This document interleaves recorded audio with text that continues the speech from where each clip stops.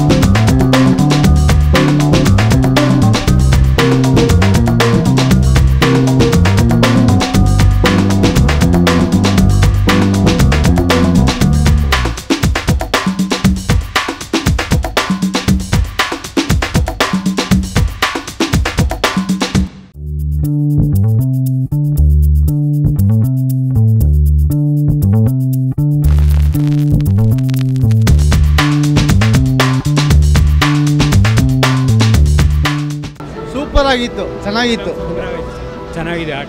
super sir, film super super sir, ಚೆನ್ನಾಗಿದೆ, super sir,